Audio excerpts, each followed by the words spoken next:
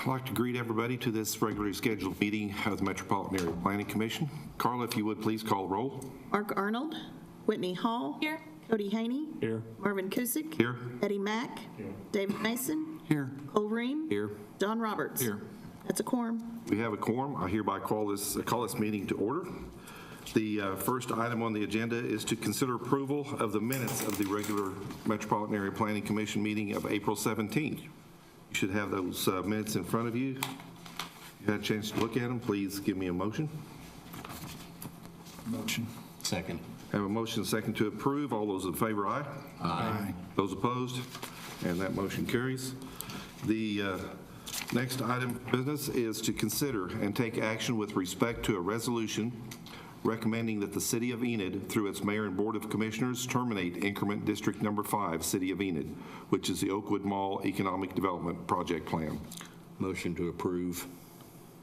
Second. I have a motion second to approve. All those in favor, aye. Aye. Those opposed? And that motion carries unanimously.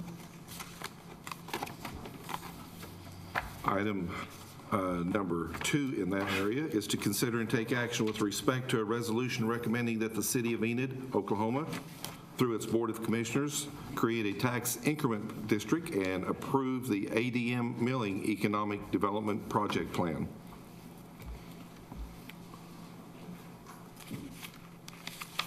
If you would, sir, please state your name. Good evening. My name is Nate Ellis with the Public Finance Law Group. We've been retained by the City as Special Counsel to assist in the TIF process. The proposal you have in front of you is a TIF district with respect to ADM milling facilities for them to essentially renovate their milling process within their existing site. The proposal calls for providing an incentive of up to 50% of the ad valorem taxes that are generated from the additional capital investment, which initially is estimated about a $32 million investment. The balance of the tax revenues, approximately $350,000 over a 11-year time horizon, will allow the city to make some road improvements along 4th Street that serves the area, and the balance of that will actually go to the taxing entities directly. So the review committee met several times over the past few months, voted last month to recommend that the city adopt this. We've had one public hearing last week. We did not have anybody present for that. We have the second public hearing and the ordinance on tap for consideration tomorrow night. I'm happy to answer any questions. I believe you've got copy of the resolution and the proposed project plan. The only thing that is different from what you have in your packet is kind of subsequent to the review committee. We had some initial discussions, but ultimately ADM has agreed to put in a kind of a minimum floor threshold that they would maintain at least 50 full-time positions. And if they ever fell below that level, then they would not receive any incentive for that particular year. So the primary purpose of this TIF was really to try and preserve jobs that are existing out there and try and incentivize a significant capital investment. How long do you expect this construction to take? The construction project? Yeah, the tax come to the city, will it be 3 years, 2 years? Well, the TIF district is set up for an 11-year time horizon. There'll be about a year period where, until the project is complete and actually goes on the tax rolls, there won't be any additional revenue. The existing revenue that's being generated presently continues to be paid, and it continues to go to all the different taxing jurisdictions in its respective portion. What's proposed is $87,500 of the half that is not going to ADM would be available to the city, with the balance of that being allocated to taxing jurisdictions for each of the first 4 years, and then the remaining 6 years after that there's tax revenue coming in 100%, or 100% of that half that's reserved to the taxing entities would be going. So essentially the city can go out, they can make the capital improvement and recoup those costs within 3 to 4 years. But just so I'm perfectly clear, there's no disruption on ad valorem taxes going to the schools or those taxing entities. The dollars they currently take from that, they will continue to take.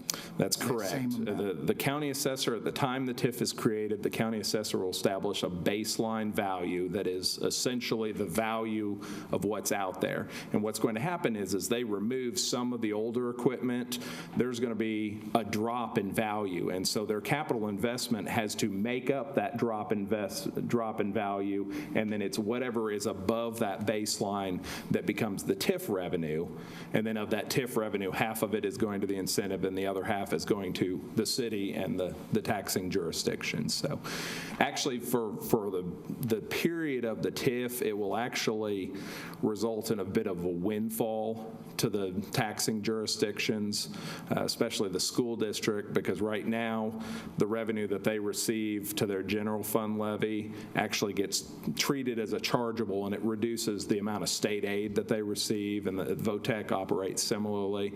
And so this revenue will actually be protected, if you will, because it'll be put in their building fund for capital purposes, so it'll actually be additional revenue beyond what they would have received had this just occurred even without the TIF.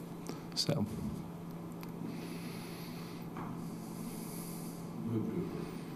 Second. I have a motion and a second to approve the TIF project. All those in favor, say aye. Aye. Those opposed? And that motion carries unanimously. We have no zoning, we have no use by review, plats, lot splits, but we do have an easement.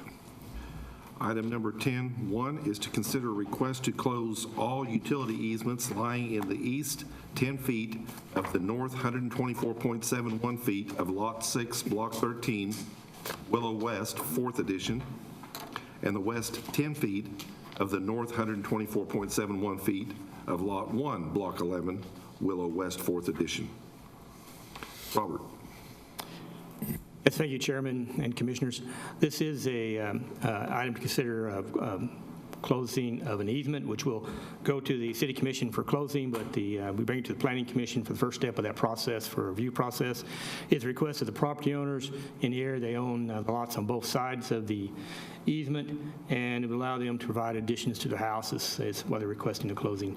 There are no city utilities in the easement, and the easement actually was probably developed because if you can, this is the location on the map here that shows the Willow West and the location of the easement, and the existing property owner owns both lots. That easement was put in place because that was actually a split between a subdivision, and I think it was put there anticipated it may be needed with the next subdivision development. But actually, when the next subdivision developed, the sanitary sewer went over to the further to the west, and that easement has not been used. So they request closing, and we have no utilities in that easement. The utility companies and the property owners within 300 feet have been notified and brought here for your consideration, and then will be presented to the City Commission for final approval. Can I answer any questions? No questions? Thank you. Approve. I have a motion to approve. Second. I have a motion and a second. All those in favor, aye. Aye. Those opposed? And item number 10.1 is unanimous, and there are no other items in front of us, so do I have a motion to adjourn? Motion to adjourn. Second. I have a motion and a second to adjourn. All those in favor, aye. Aye. Those opposed? We're adjourned.